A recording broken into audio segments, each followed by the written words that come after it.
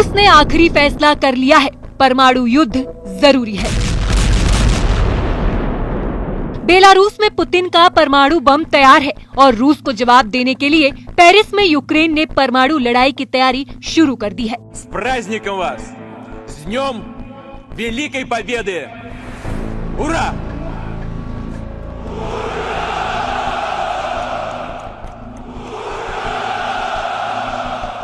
दुनिया के चुनिंदा युद्ध विशेषज्ञों ने रूस यूक्रेन जंग में अब परमाणु युद्ध को बेहद जरूरी बता दिया है। इस वक्त बेलारूस में राष्ट्रपति पुतिन का होना साबित करता है कि रूस यूक्रेन पर बेलारूस की तरफ से भी बड़े हमले की तैयारी कर रहा है।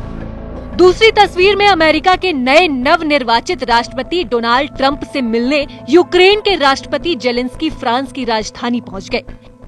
राष्ट्रपति जेलेंस्की के साथ फ्रांस के राष्ट्रपति इमैनुअल मैक्रो को भी साफ देखा जा सकता है।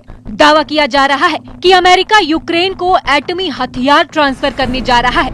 इसी को लेकर पेरिस में आनन फानन में राष्ट्रपति इमैनुअल ने जेलेंस्की और ट्रंप की मीटिंग कराई है। फ्रांस यूक्रेन जंग में रूस का कट्टर दुश्मन बन चुका है और इस वक्त जो युद्ध की खिचड़ी पेरिस में पक रही है उसकी भनक पुतिन को लग चुकी है। इसलिए राष्ट्रपति पुतिन ने बेलारूस में राष्ट्रपति अलेक्जेंडर लुकाशेंको के एक जंगी डील की है।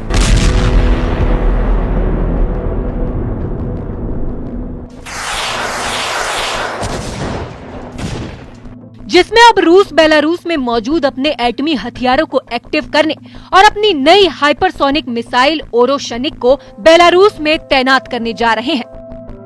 हम आपको यही दिखाने जा रहे हैं कि रूस, उत्तर कोरिया, बेलारूस और ईरान मिलकर कैसे ऐसी परमाणु जंग की तरफ बढ़ रहे हैं जो America, Ukraine, Britain, France, Germany और यूक्रेन की तबाही की बड़ी वजह बन सकते हैं। रूसी और पश्चिमी मीडिया के मुताबिक पुतिन की बेहद गुप्त मीटिंग में इस बात के संकेत दिए गए हैं कि रूस यूक्रेन जंग को बातचीत से खत्म नहीं किया जा सकता है। इसका आखिरी रास्ता है एटमी जंग। रूसी सेना वाकई में पिछले 33 महीनों से लाखों सैनिक जंग में खो चुकी है। यूक्रेनी रक्षा मंत्रालय के दावों के मुताबिक 1020 दिनों की जंग में रूस के 7,51,000 से ज्यादा सैनिक मारे जा चुके हैं। अगर यूक्रेन के ये दावे सही हैं, तो ऐसे हालात में रूस के सामने एक ही विकल्प बचता है, हर हाल में परमाणु जंग। रूस के विदेश मंत्री सर्गेई लावरोव ने तो डंके की चोट पर कह दिया कि अगर परमाणु युद्ध होता है तो इसके लिए अमेरिका और नाटो देश सीधे तौर पर जिम्मेदार होंगे। रूस के विदेश मंत्री सर्गेई लावरोव कई बार यूक्रेन, अमेरिका, फ्रांस, जर्मनी और ब्रिटेन को परमाणु चेतावनी दे चुके हैं। इस धमकी का असर ब्रिटेन पर साफ दिखने लगा है।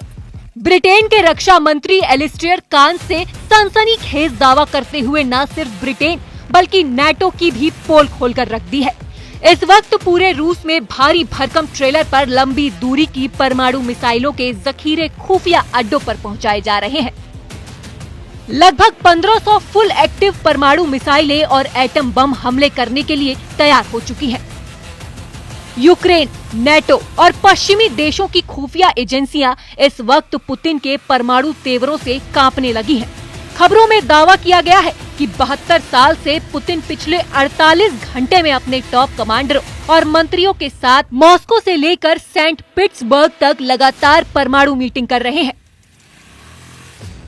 दावा किया जा रहा है कि जब से यूक्रेनी सेना ने नाटो देशों के साथ मिलकर रूस पर लंबी दूरी की मिसाइलों से हमले किए हैं, उसके बाद से पुतिन ने दो टूक कह दिया है कि अब टेबल पर नहीं, सिर्फ जंग के मैदान में ही युद्ध का फैसला होगा।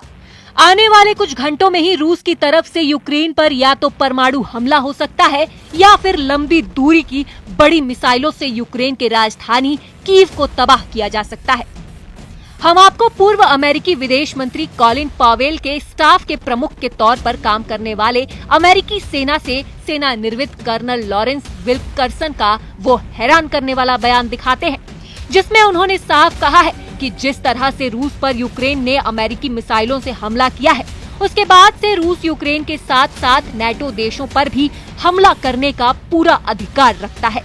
फ्रांस की राजधानी पेरिस के एलिसी पैलेस में अमेरिका के नवनिर्वाचित राष्ट्रपति डोनाल्ड ट्रंप फ्रांस के राष्ट्रपति इमैनुअल मैक्रो और यूक्रेन के राष्ट्रपति वोलोदिमीर जेलेंस्की के बीच एक गुप्त मीटिंग रूस यूक्रेन जंग को लेकर हुई है। दावा किया गया है कि पेरिस के एलिसी पैलेस में हुई इस त्रिपक्षीय वार्ता में 90 मिनट तक जंग की रणनीति बनाई गई है। खास तौर से अगर रूस परमाणु हमला करता है तो क्या रणनीति होगी, इस पर भी बात होने के संकेत दिए गए हैं।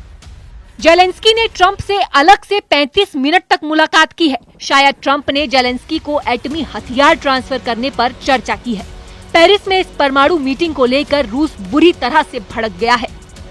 रूस और उत्तर कोरिया दोबारा से क्या जंगी प्लान तैयार कर रहे हैं और क्यों रूस के रक्षा मंत्री आंद्रेई बेलोसोव अचानक उत्तर कोरिया में किम के साथ उनकी परमाणु और लंबी दूरी की मिसाइलें देखने गए, इसे भी समझ लीजिए।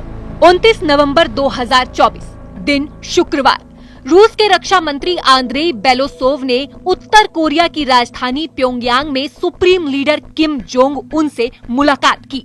उत्तर कोरिया में supreme leader Kim Jong Un अपने सबसे घातक मिसाइलों और हथियारों को देख रहे हैं। बेहद बड़े और विशालकाय सैन्य ठिकाने पर किम एक एक परमाणु मिसाइल, टैंक, तोप और एयर डिफेंस सिस्टम को बारीकी से देख रहे हैं।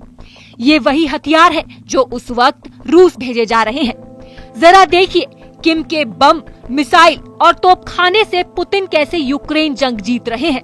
कुछ रिपोर्टों में दावा किया गया है कि उत्तर कोरिया के सुप्रीम लीडर ने राष्ट्रपति पुतिन से साफ कह दिया है कि वो रूस का साथ मरते दम तक देंगे। दावा किया जा रहा है कि उत्तर कोरिया अपनी आधी से ज्यादा मिसाइलें रूस को दे दी है, जिसमें छोटी और मध्यम दूरी की मिसाइलें सबसे ज्यादा है। इसके अलावा उत्तर कोरिया ने अपना 35% तोपखाना भी रूस को दे दिया है, जिसमें उत्तर कोरिया की स्वचालित हावित्जर तोप M1989 25 से 30 मील तक 12 राउंड फायर एक बार में कर सकती है। खबरें तो ये भी आ रही हैं कि पुतिन ने किम से उसकी सबसे लंबी दूरी की परमाणु क्षमता वाली मिसाइलें हवासोंग 18 और हवासोंग 19 भी मांग ली है, जो जंग में गेम चेंज साबित हो सकती हैं। उत्तर कोरिया की लंबी दूरी की बैलिस्टिक मिसाइलें हावसोंग 19 7000 किलोमीटर तक मार करने की क्षमता रखती है। इसके अलावा रूस की तरफ से 12,000 उत्तर कोरियाई सैनिक यूक्रेन पर हमला कर रहे हैं। दावा ये किया जा रहा है कि जनवरी 2025 तक 15,000 और उत्तर कोरियाई सैनिक रूस पहुंच सकते हैं। अब ऐसे हालात में साफ है कि पुतिन यूक्रेन जंग को लेकर नेटो देशों पर परमाणु हमला कर सकते हैं। लेकिन सवाल ये भी है कि अगर पुतिन परमाणु हमला करेंगे तो क्या नेटो और अमेरिका चुप बैठेंगे?